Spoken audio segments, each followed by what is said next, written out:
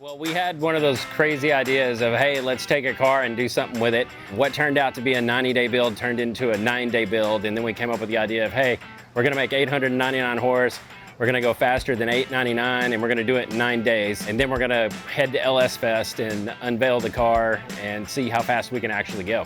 I'm Brian Havens with Power Auto Media and Power and Performance.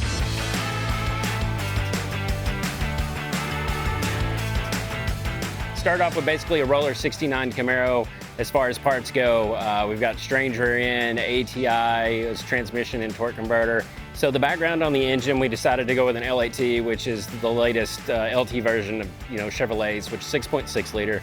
Got with LME, they built it, dynoed it. The engine made 650 horse in A. So now we're slapping the big 3-liter Gen 5 Whipple on it. As far as tuning on the engine, we've got a chassis dyno here. Chuck and the guys will be on the dyno tuning the car and getting it ready to go. Some of the struggles have been getting the right parts, getting them on time. Some it's been a huge help with that. We had talked to the guys at Big 3 to see if they wanted to be involved in this build, and they did. And then they told us that they were close to Summit, which has been huge because we've been running back and forth, exchanging parts, getting new parts, figuring out what we need. So being able to do that has been a huge advantage for us and in this process.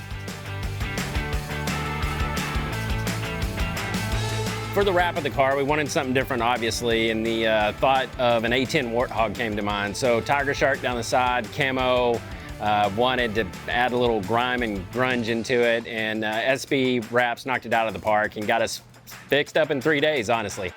So with a project this big, we had a bunch of big names in the industry that came to our rescue. Summit Racing, Big 3, SB wraps, late model engines, QA1, Strange, Whipple, Wagner, ATI, and RC components. So without them, this project wouldn't be possible. The great thing about being a media company is there's plenty of opportunities to follow along with this build. Power and Performance YouTube, number one, if you want to watch the videos, also be covered in articles on LSX Magazine, Street Muscle Magazine, Chevy Hardcore, Dragzine, and Engine Labs. Facebook and Instagrams on all of those magazines as well. If you want to get in the know, feel free to check out any of those. Yeah, so we hope you follow along on Project 899. Be sure to check out our social and YouTube channels. Project 899 will obviously be at LS Fest. We're going to have it some other places as well.